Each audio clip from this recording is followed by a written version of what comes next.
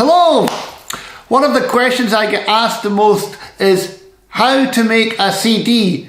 So I thought we'd try and do this in 5 minutes. Shall we set a counter? Let's give it a shot. So you're a musician and you've got a set of songs ready to go or a set of tunes. What's the next steps? Well, we first have to decide whether you're going to make an EP or a full album.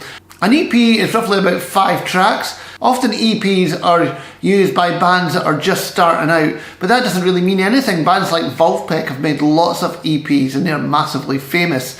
They're also really good if you've just done a project and it's not a full album's worth of material, but you want to show it to the world. Also, they're slightly cheaper to make. On the other hand, an album, as you probably know, is about 10 to 12 tracks, about 45 to 50 minutes, and they're good if you've got lots of material ready to go. Possibly you've already made an EP, and maybe you actually think that you'll be taken more seriously with a full album. I don't know if that's true, but some people feel like that. Also, you can charge more for an album and make more money. So once you've made that decision, next is you have to pull all your costs together.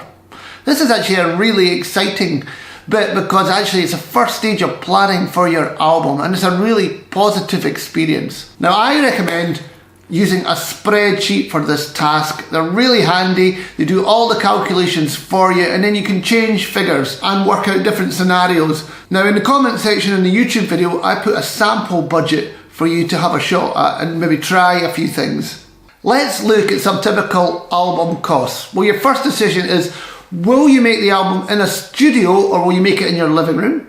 Studios typically charge by the hour or they have day rates, and your living room is hopefully free, but then you have to bring in gear to do it. You have to decide how many days you will be recording and you calculate that in the spreadsheet, and once you've calculated your recording time, then you have to add on a few days at the end to mix the album. This all goes into the spreadsheet. Next up is, will you do the album solo or as a band? If you're doing it solo, you might bring in some session musicians. A session musician is a professional musician who you would pay to come and play with you. Or will you, if you do it as a band, is it a band with friends and you're all working together? The other thing is rehearsals. The more you rehearse for an album, the less time you have to spend in the studio because it's all worked out. You might have to pay musicians to rehearse, so it's worth just thinking about that. Will you have a producer? A producer can have 2 roles. One, they can sit at the control desk and say, oh, that's a really good take, or I think you could do that better. Or you might have the kind of producer that says, oh, I think you should be trying it in this kind of way, and we'll give you a bit of guidance about your music. That's a choice, and some people have no producers and they produce it themselves, which is what I've always done. Next up, you're going to make a decision whether you're going to make it a physical object, like a CD, or you're just going to upload to something like Spotify or Apple Music. Now, there's 2 thoughts in your budget. This thing is called a jewel case, and we've all seen them. They're sort of glass. They are a bit cheaper to make, but they break very easily. And there's these ones that you see most of the time now, which are cardboard. They don't break, they take up less room, and they're slightly more expensive, but I think they're definitely worth it. Another cost for the budget is mastering.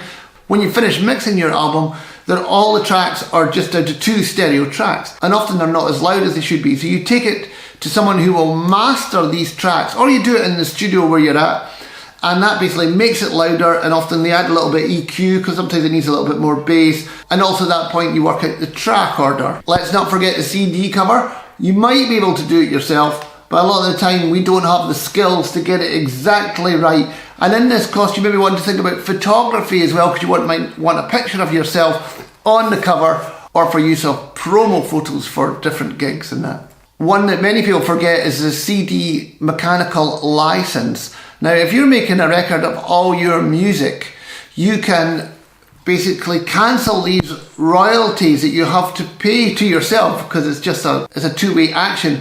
But if you're doing a song of lots of other people's music, you would fill in an MCPS, in the UK that is, license, and basically MCPS look at that and say, oh, you're playing a Paul McCartney song, that will cost you this much, and then they send you an invoice for that amount, and that way Paul McCartney gets paid some more money. Is this finally? I don't know. You have to think about promotional costs.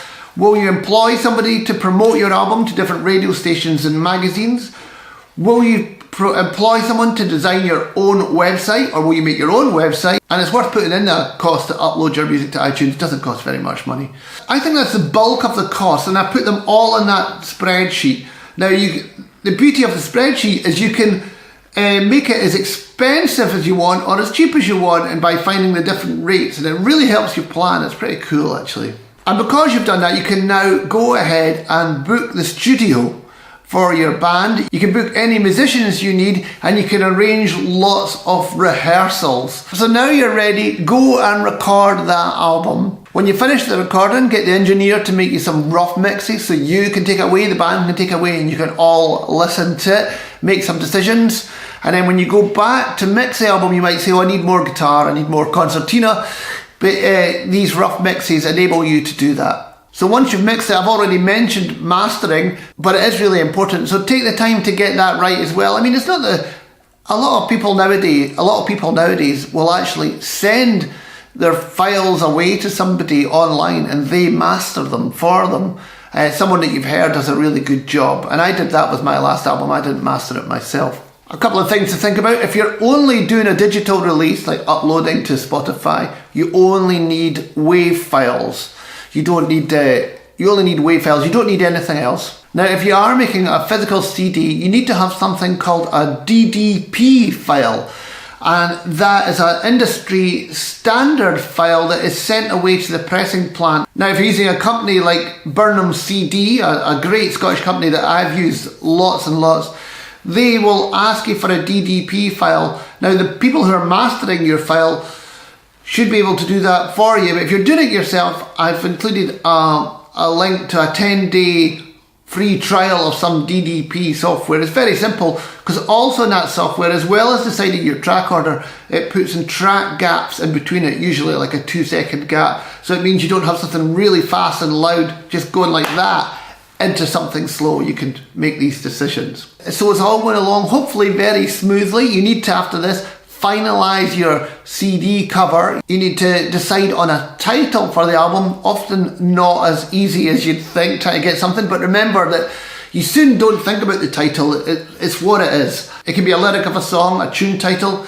It can be anything, but don't worry about it too much. Also, if it is a physical CD, add a track order to the back. And I often like to see the track timings on each of the tracks if you're looking at a physical CD, because if you're sending it to radio stations, it makes it very easy to pick up a track that fits in their schedule.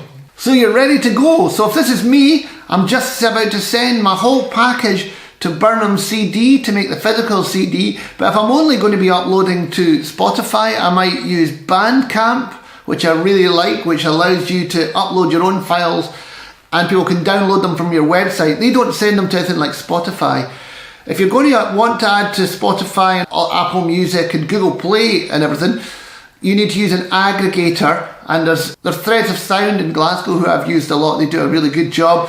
But also firms like CD Baby are very popular with musicians. They have a charge to upload your track or your album, but you can choose wherever you want it to go. It's very easy. So once everything is away, remember and log all your compositions and arrangements with PRS. Now, PRS are a UK collections for music. They're actually called PRS for music. And that means if your music is played on the radio, you will get a royalty for it. And the royalty hopefully will keep on coming into your bank account for the rest of your life. Don't forget to do it. Musicians forget all the time. Do it. It's definitely worth it. You won't regret it. So finally, you need to think about promotion. Your CD is about to come back from the pressing plant in a week. You need to know what you're going to do with all these CDs. You really need to tell as many people as you can. So make sure you have an up-to-date website with information about the album all over it. Make sure you write lots of things about it and share them to social media so the world gets to know about it. You have to remember that people won't necessarily just find your album. They don't just go, oh, Simon's got an album out. You have to put that album in front of them so they can click on the link. That's how you're going to sell your copies. You should make a list of radio stations who will play your type of music. Try and find out where you can send them, if there's a producer's name on a website. Find out if they'll accept digital submissions, because this is often easier. But make sure there's just always lots of information for them to talk about. I love to find out about a track, why it's been conceived and everything. Make a news story out of it. Also, why not plan a launch tour? If there's people in your band, you could find out where they live and just go and play in their hometowns, or just go and find some halls near you. Just get out there and play it and enjoy it. Having an album out is so much fun. It's everyone's talking about you, you're getting reviews. It's a great experience and it spurs you on to make your next album. So I hope that you found this useful. If you like this content, why don't you consider supporting my Patreon account, which is www.patreon.com/Simon Thoumire. It's really appreciated. I'd also love it if you could subscribe to my YouTube channel or my Facebook page, all Simon Thoumire. You can't miss me. So thanks very much, and I'll see you the next time.